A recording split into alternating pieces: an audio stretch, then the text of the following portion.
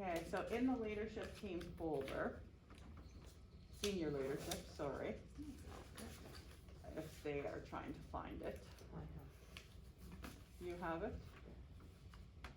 Senior leader. Oh my goodness.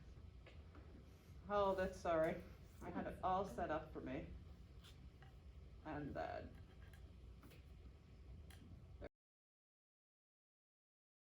There we go. Okay. So this should be a conversation.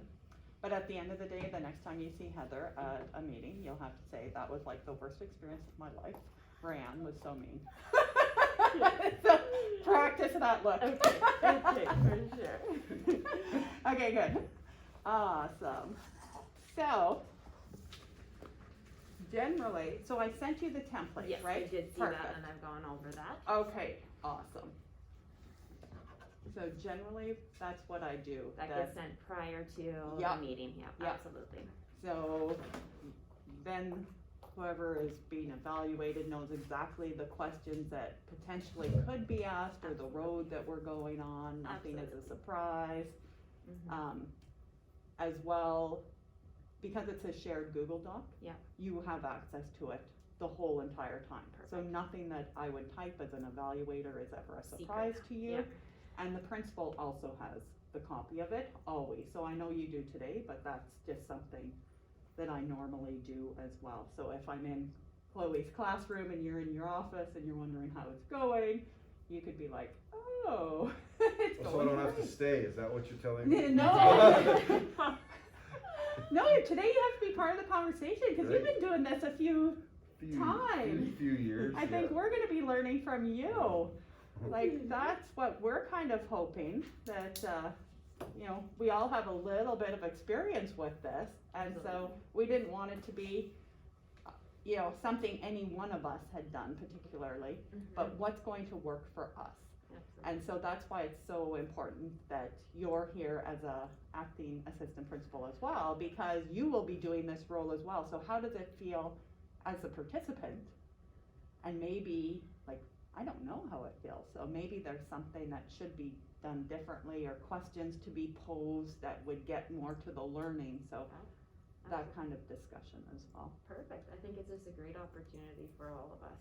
And really, I don't think you've ever sat in on a full 80-minute class before of me. No, I'm not. Michelle wasn't here when I had my observation done by Brad originally. So, oh, you did when I was in my practicum. Yeah, in your practicum. In my practicum. Yeah. Oh, okay. Yeah, he was the principal in my 4th year practicum. So you watched me then, when I was a lot younger. And fresh. And fresh, yeah, exactly, and fresh. Well, thanks for volunteering. I'm really excited. It'll be a good group. I will let you know it is a smaller group. The 30-1s typically are. It's just that course we've made sure that students that are in it are the ones that need it rather than just taking it because they don't know what to do, because it tends to close more doors then at that point. So I have 3 students in the classroom with us and then 2 students in Edgerton. Oh, okay. So you will see the video element as well. which is good. Perfect. Oh, I'm looking forward to that. Great. So at any time, I want anyone to feel free to jump in and ask questions, or you, Chloe, as well. If the question that we've drafted doesn't quite get to the learning piece, Absolutely. feel free to jump in, because right now we just have a bunch of questions together that we're hoping get to some of the learning. Absolutely. So Vince, you as well, please feel free to jump in, and we need all ideas here. So, okay, so in the draft, we put down the competencies of the TQS. Yes. And try to ensure that we are asking questions that would get us to whether you're competent and following along in those competencies. Absolutely. But it should also follow along kind of the work and the role that you do as a classroom teacher. Yeah. And the planning and learning that you're doing with the students as well. So I'm going to actually start probably talking about your lesson. Okay. So you sent us your lesson plan. Yes, I did. Perfect. Can you tell me, so I'm going to go to the demonstrating a professional body of knowledge.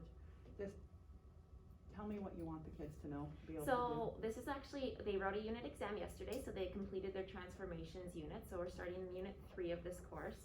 The first lesson of this, if you know, sorry, a little background about the Math 30-1 course. do. Thank you. I'm not sure if you guys have taught that before or what, but it is very heavy and it is very, you've gotta be working each day to get in time for that diploma. So my goal as a teacher has always been to complete the curricular outcomes by December, like by Christmas break. Okay. So that allows both for my students to have the Christmas break to review if they are gonna make use of that. Yeah. And then in January when they get back, typically we lose a couple days to English diplomas and Yeah. things like that. So then it's just pure review. So January typically has classroom review, structured review. I usually get 1 or 2 field tests in during that time to give them a look at some different diploma questions, some new diploma questions. So that being said, we hit the road running the 1st of September. This year has been different. Number one, I wasn't here to, typically I have them in 20-1, and so I can have a little bit of an understanding that they need to have these curricular outcomes really mastered. And these ones are still important, but they are not something that they're gonna see over again. So I wasn't there to see if they really had that mastery, so I'm kind of learning as I'm going with them. And of course, the other portion of this is both the Edgerton students and my Paradise Valley students had 20-1 in second semester, and we all know that went online during that time. Yeah. So it was a different learning experience for them, and I have noticed some holes already. Oh. So we are having to sometimes add a little bit more my teaching time rather than their individual work time. Yeah. Just a little bit more structured, I guess, and more scaffold in that case. So today we are getting started in the exponential and log unit. The first lesson of this unit is strictly review of Math 20-1. Okay. It has been a unit that our math team as BTPS has said is a lesson. That first unit, the first lesson is one that our math team as BTPS has said is one that the students can do on home as a homework assignment type thing. They have a student solution manual. They can work through it on their own. So the first part of today will be a little bit of me assessing if they've actually got those skills. Okay. Some of today's lesson was overlapping from their homework lesson. So we will see where the holes are very quickly, if there are there, or where the strengths are as well. How will you, just back me up, and how do you determine whether there's holes in different areas? So I don't just write all the answers on the board. My kids have to tell me pretty much what to write. So if it's silent for a long time, then there's a little bit of a hole there, right? And you'll see, and you can look at the student's face in math class, I've noticed it's very obvious when it's glossed over. They're like, what is going on? So I'll call on students, they'll ask questions from there. Okay, good, thank you. So that's the first part of today's component. So my goal for the end of today is that they'll be able to convert exponential numbers into common basis. And that they'll be able to solve equations with those exponential functions after they have converted into common basis. There's a couple word problems in today's lesson, and word problems always throw all my kids for a loop. It's just a common thread that's always happened. So we will spend a little bit more time with that. You'll see a lot of my lesson today will be I do with the class, and then they'll help me. So the I do, we do is kind of morphed together a little bit, and then I'll turn them loose for a couple questions and let them try it out. And then I'll bring them back, and then we'll add on to that, and then turn them loose again, and then bring them back and go back. And that back and forth piece, it just happens consistently in any math class that I've taught. They will be using the AVP workbook. So you'll see they'll have red workbooks there. Their workbooks are all kind of lined up like this. So there is kind of a blank space for them to fill in whatever questions for what I'm doing on the board. So I'll have the exact same thing on the board that they have. So my goal, I guess that kind of got us off a tangent. My goal is that those two those are my students, centered outcomes are achieved by the end of today. Perfect. And so how overall will you assess on the two outcomes that you stated? So those two I will be assessing through a little bit of formative assessment. Yep. There is no summative assessment in today's lesson. My formative assessment will be done in a couple different ways. Number one, it will be done as we're going throughout the lesson, me questioning the students and them providing those responses. Number two, my other formative assessment that will be taking place is as they are working on their questions, I will circulate and ask my video conferencing students as well, since I can't physically circulate with them. Yeah, good. Thank you.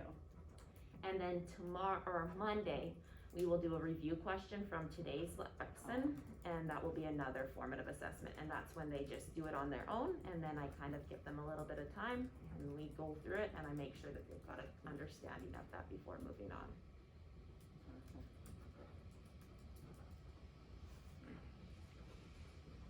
And those review questions you do at the start of the next class, is that typical? Yes, that's a everyday type thing. I try to, as much as possible, use a diploma question as a review question, just to get another, a chance for them to have that diploma style.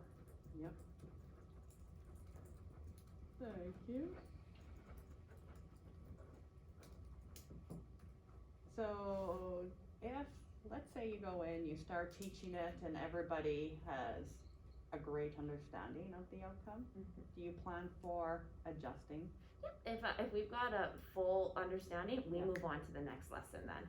So I'll assign the more difficult questions rather than leaving some of the basic understanding questions. And typically I have a feel for that before I even get into the class, cause you just start to learn their algebra skills. Like I said, their algebra skills are weaker this year, and I'm kind of putting that up to a couple different things, but I don't foresee them having a mastery of this skill coming into the class. Yeah, okay. I hope they do. That would be Right, awesome. would that Then be great? I could gain another day, Yeah. and I could get a little closer to that hope of getting done before Christmas. So Yeah. it's a push. This course, I pushed hard. I push harder in this course than I push in any other course, but I let them know that before even they begin it. Typically, I think we had like 9 kids signed up for this course. Within the first 20 minutes, we had 6 of them switch over because they realized I don't need it, it's not required.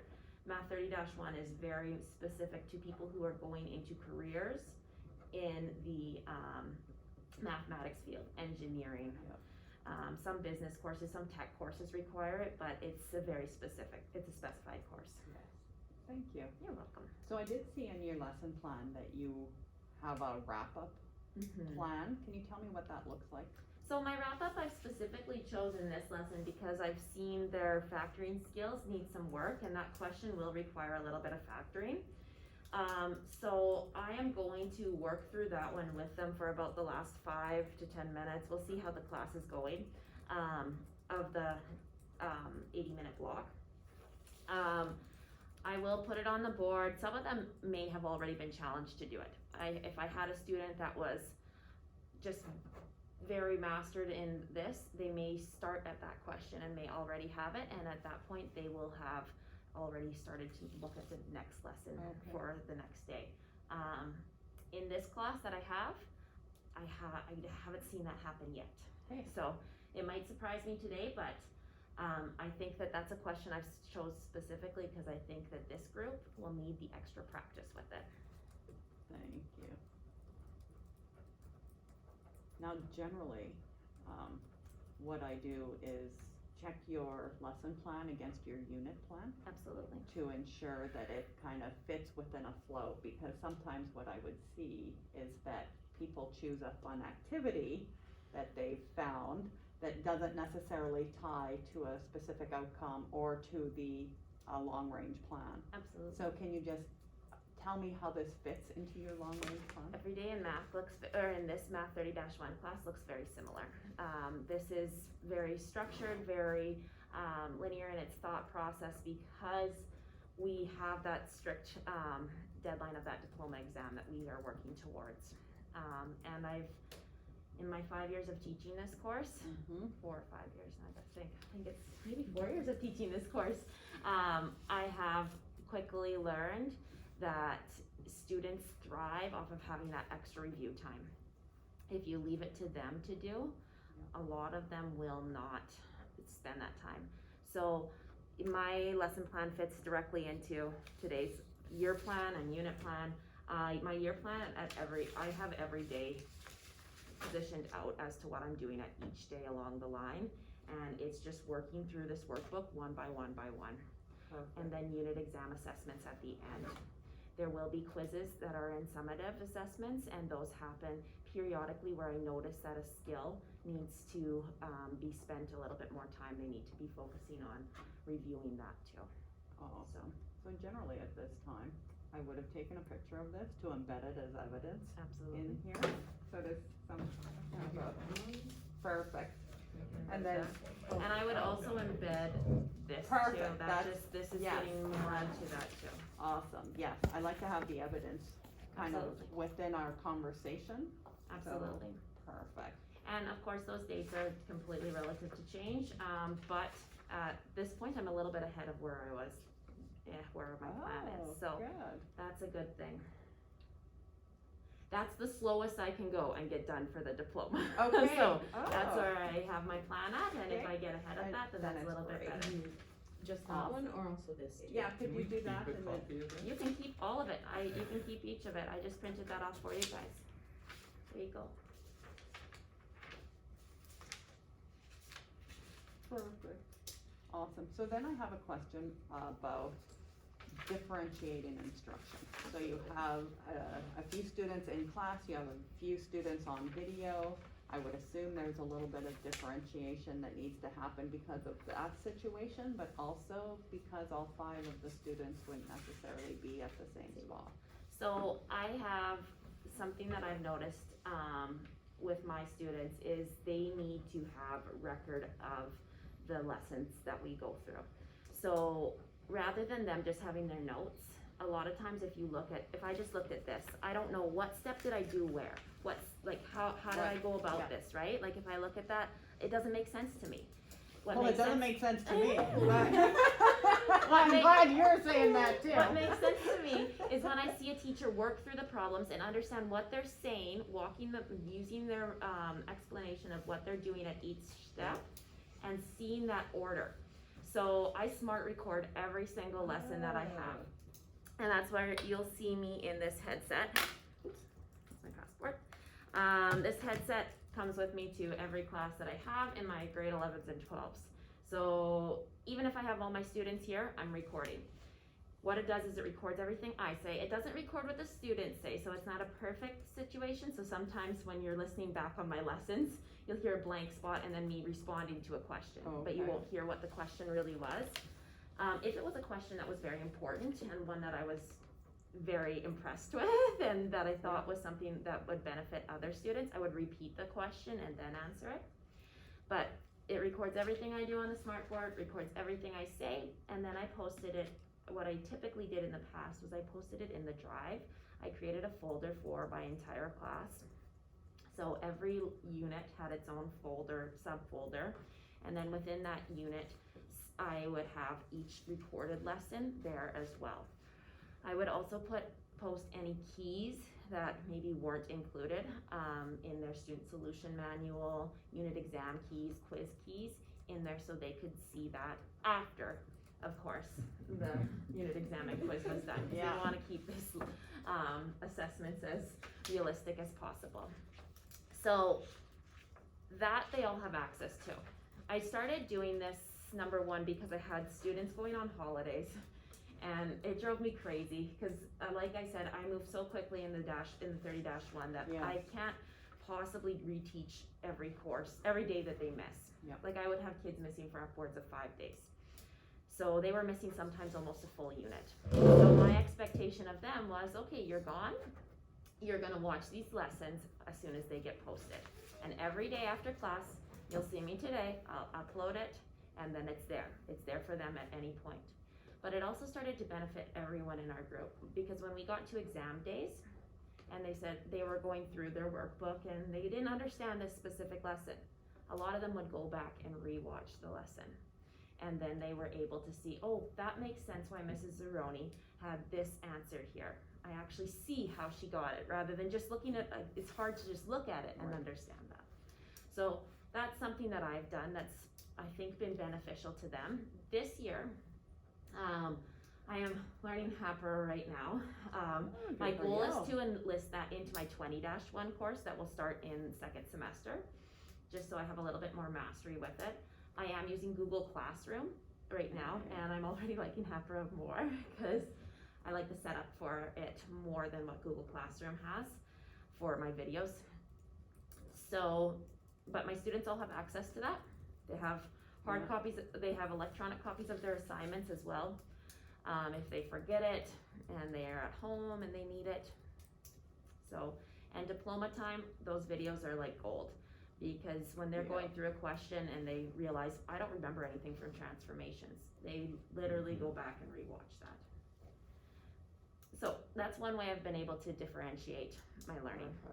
And also I notice with video conferencing students, specifically when they haven't had 2 years with me, like this group right here has only had 1 year with, or only had a month with me at this point. They're nervous to ask questions, and they're quiet, right? It's a different setting for them. They're not 100% comfortable with it all. So I have found that having that other outlet for them to go back and watch things answers a lot of their questions, and saves me a ton of time from having to answer the same question 6 different times or 5 different times in this course. Awesome. So that's one way that I've differentiated. As for learning, I hold a pretty high standard for my learning. If I have students that are missing skills, like I said about the algebra, I provide additional materials for them. When we get into our trigonometric identity unit, one of my top students in my first year had finished every question that she had in her workbook, and she said, I need more practice, like I don't feel like I've mastered with that. And at that point, that's when I realized that students need that extra stuff there. Even if it feels overwhelming to them, they still have it so that they can fall back on, because there's gonna be the students that go above and beyond, and that's the ones that we see a lot of in this course. So from that point, I started posting extra questions for them to do. So at the start of each chapter, there'll be a group of extra questions that they have in their drive. Awesome. And then we have an extra textbook as well. We don't use it that often. It's not one that I use in class, but it's the same curricular outcomes. It aligns with Alberta Ed. It is available to all students, so that if they want to see it in a different setting, they're more than welcome to do that. And I have that in both Edgerton and here. Okay. The other thing is, if in our workbooks, they have just the answers in the back so that students can check, and that's immediate assessment there for them, this self-assessment. But it just gives an answer. It doesn't give how they get that answer. So we as a school, and I think most of the division, shouldn't probably say this, but I think most of the division has it, is student solution manuals. So they're a thinner book that go through every single question, and it shows out step by step how they did it. Just another thing that they have available. I don't take any of the workbook questions that they do in for marks. That's not a summative assessment for me. That's for them to practice. Their summative assessments, they typically get a quiz, a summative assignment, so one they can use their notes for, and then a unit exam per unit. So that's typically what they see per unit. Their assignment tends to help them review for that unit exam. I give it to them about a week prior to that unit exam. They have lots of time to complete it. A lot of them have very busy schedules, so they're trying to fit in the time. But it also encourages them to start that review early rather than late. Good. They have the opportunity to hand it in to me early and have it assessed. Does it happen all the time? Not really, but some people make use of it too. Yeah, good, good. So So when you're planning for your classroom, and you can think beyond this one that we're just observing today, but are there any contextual variables that you think about when you plan for the specific students that you have? Yeah, this year I've kind of, and you'll see in my year plan, it's kind of pushed back to January, and the reason I did that was just because I wasn't sure what I was coming into. Mm-hmm. We all were coming in pretty blind. Yeah.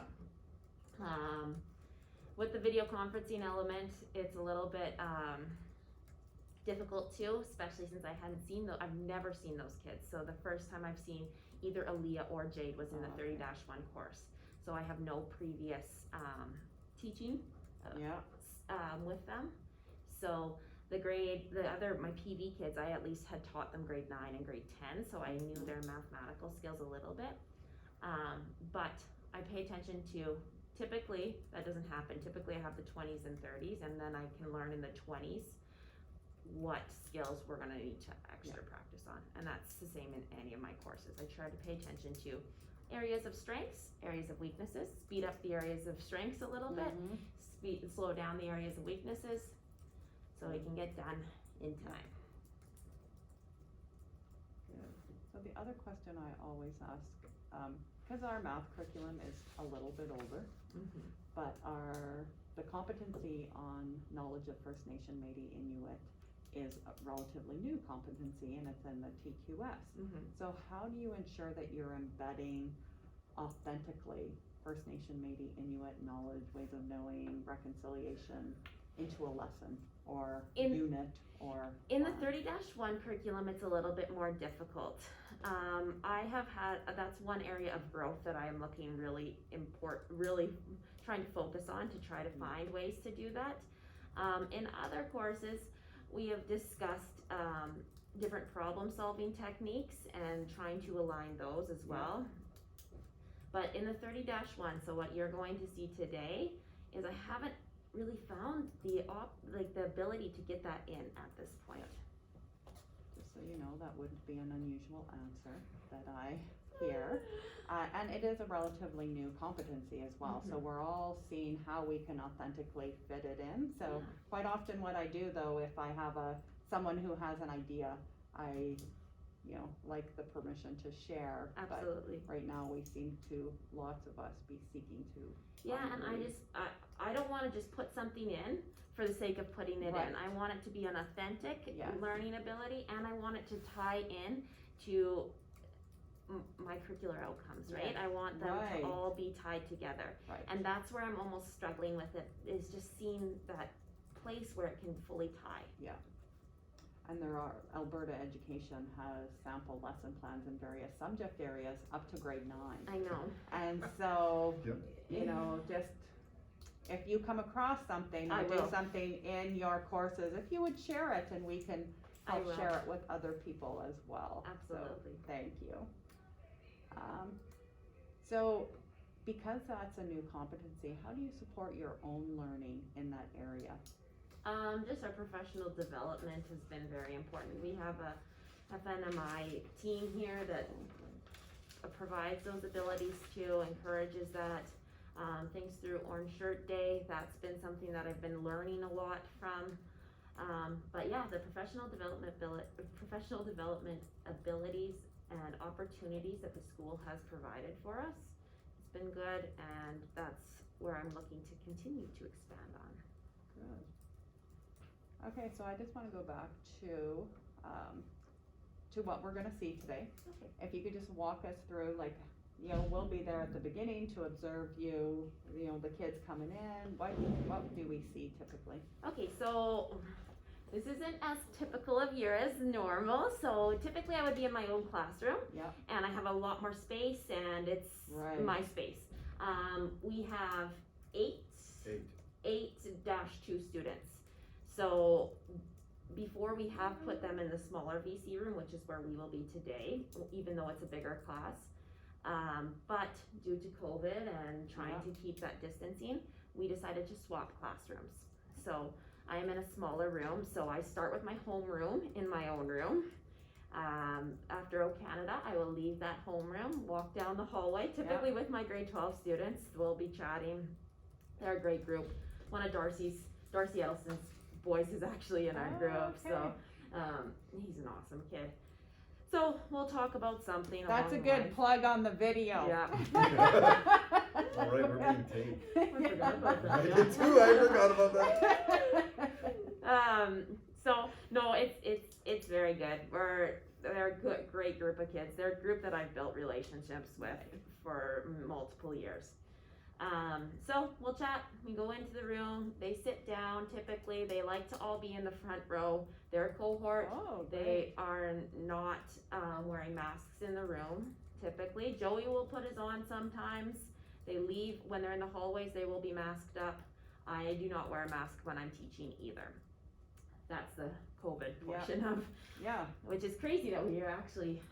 It's still mind blowing that this is our reality, but Isn't it? but anyways, so then I will set up my Bridget. So what Bridget does is it shares my desktop with Edgerton's. They join my meeting, so they see everything that I'm doing on the board, and it's broadcast on their smart board in their classroom. I will talk with Jade and Aaliyah too. They're typically there before I even get in the room. I'll dial in through my TV. The TV is facing me, so you guys won't see them until it's question time. Then I'll twist it and let the TV can see the students working. We'll start with the review. I'll give them a couple minutes to try it out on their own, see what they actually did yesterday, if they've got that homework lesson done at home. And then once we're completed the review, we'll walk through it together and we'll get right into the heart of the lesson. So they'll see the objectives of today's lesson in the student-friendly language. It's just students will be able to virtually, they're gonna use the exponential functions to get to a common base and using those to solve problems. And that just allows them to see what they're actually learning today and summarize that. We'll get into the workbook. I think it's a 1 page we'll be doing of practice problems first. I will be up at the smart board with my headset on. I have my calculator there that is on my screen so they can see how to punch things in properly as well, just a TI-84. That's been something that I've noticed is helpful because sometimes students. Yeah, I really like that calculator too. Yeah.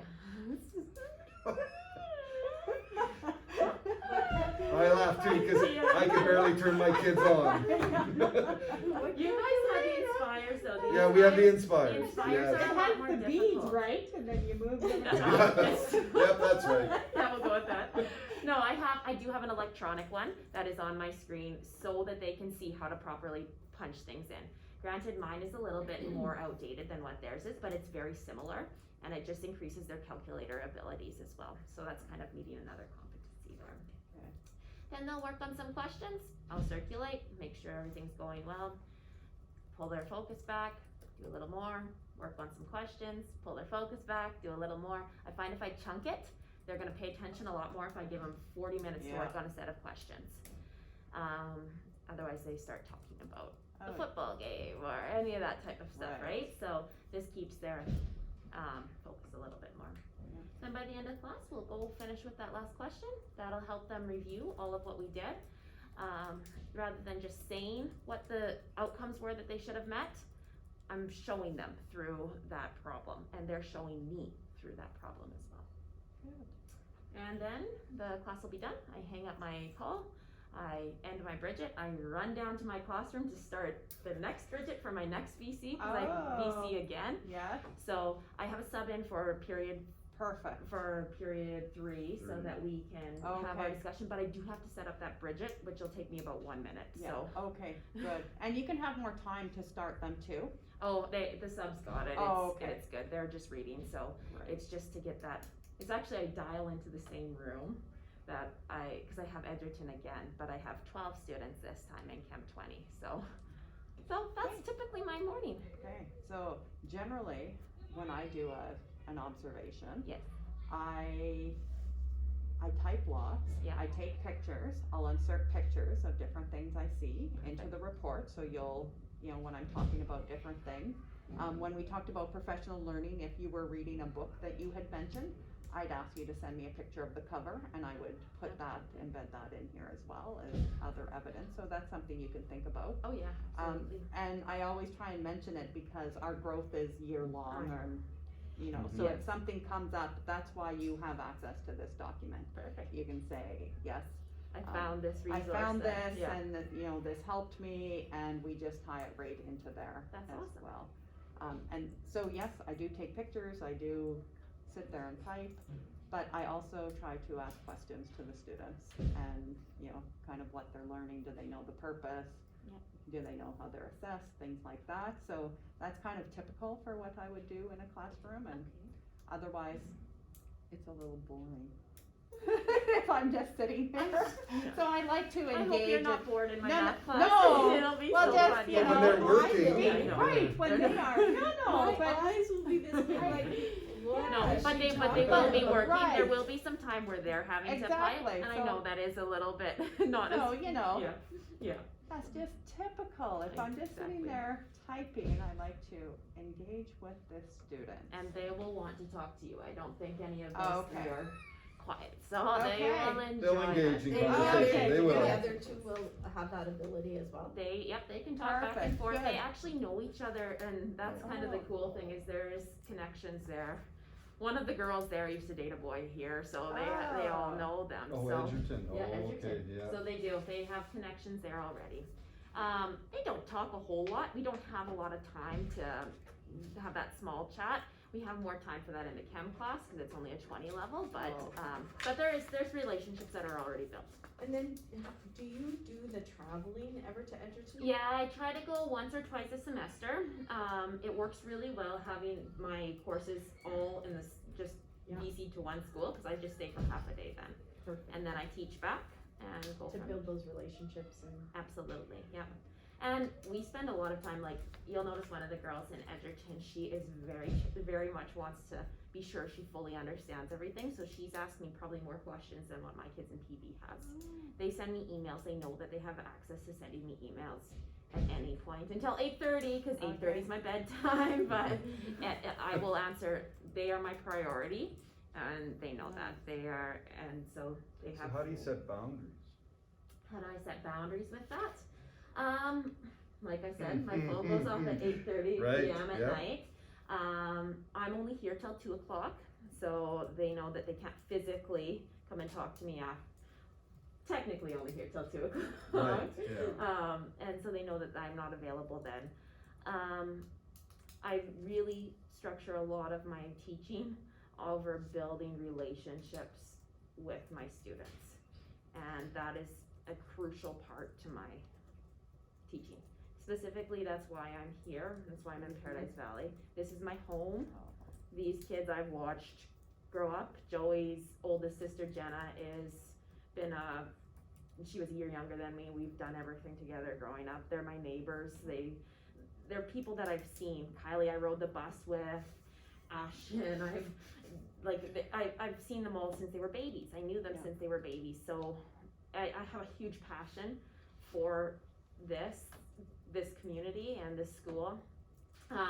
This is my heart. Yeah. Great. So I try to set boundaries as much as possible. That's difficult at times. Sometimes I'm not their friend. They know that. They know that I have to hold them accountable, but they know that we're friendly, that we will have that we can have those conversations. And they know that when they get overwhelmed, because they will, this course Yes. overwhelms. It does every year. That my door's open and they can come talk to me. So the other question with that, you've indicated this is your home, your heart is here. It's that competency of building effective relationships that goes beyond just the students in your classroom, but how do you build effective relationships then with your staff and then community? So my staff, my grade 1 teacher is still in the building. So I've had that opportunity. Kelvin originally hired me here, and Kelvin was my principal in grade 12, and then became my principal as a staff member. Michelle's taught me all through my junior high years. McDonald. Michelle Not McDonald, me. not Michelle. Not this no, one. no. She was in Vermilion. Mhm. If I went to Vermilion Elementary, I would have got you though. That would have been fun. So Good plug. I'm trying. Yeah. No, I have had the opportunity to build relationships with each staff member. I spend a lot of time in the junior senior end because that is where I teach a lot. So we have worked together as a group. We don't have a math team because typically I'm the only person that is teaching Yeah. high school math. Things have changed a little bit this year with my reduction in time, so there's few more people teaching math, but we share materials whenever we can. I spend time in the elementary end though too. A lot of the staff down there have become friends. This is the group I spend Yes. most of my time with, right? So these are my friends. Holly's oldest daughter, our secretary, we went to school together all throughout, so Holly's knowing us. These people have watched me, the community has watched me grow up too. This has been my family's community. My parents both graduated from this school. My grandparents graduated, well, my grandpa didn't. My grandma graduated from this school. This has been my home, so I try to involve myself in other community opportunities as well. You'll find me at the arena, watching Jet games. Well, I don't know if that'll happen this year, but I'm involved in the church here in town as well.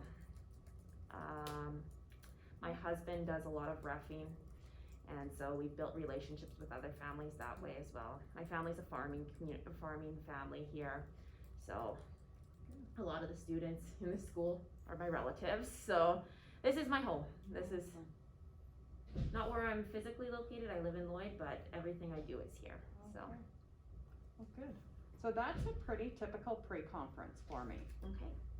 that it generally takes that much time, but usually it's my first opportunity as well to get to know the person that I'm, doing that Absolutely. evaluation with, and hopefully some of the questions too kind of put somebody at ease before I go into a classroom and, do the note-taking that can be nerve-wracking. So I try to ensure people know that it's a learning process, that if anything, if there's a gap in an area or something that's not addressed, it's for growth. Yeah. That we have so many supports in the division that could support in various areas that are offered, and we work through this together, and I think it helps that you have access to that right away, because it shouldn't be scary. So 100%, if your screen wasn't shared, I know some people kind of, like to scan it before they do the post-conference with me as well, just so, Yep.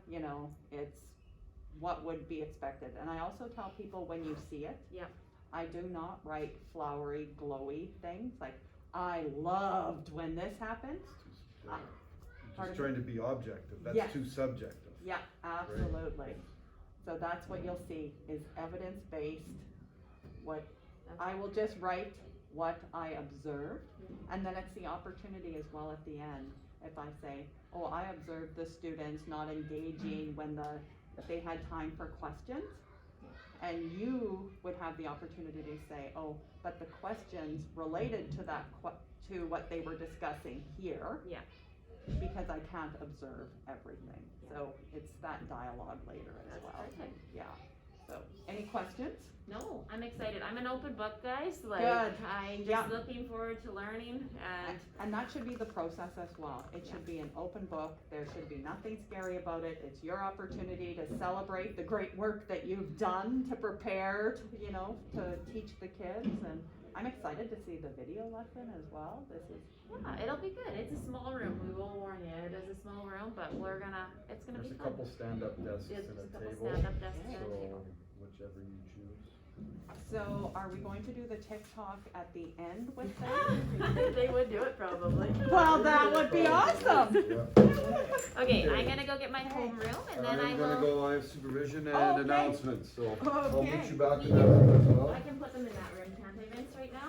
There's nobody Which, in it. put you. Do you guys wanna stay here, or do you wanna go to the? We'll go to the. Oh, there you go. Perfect, there's Yeah. my calculator. Yeah, the room's just next door. So You walk next by door, it, you walk perfect. by it. We'll go in there. You guys Okay. can have a walk around too if you want. Sure. I'm Yeah, gonna welcome. stop this camera now.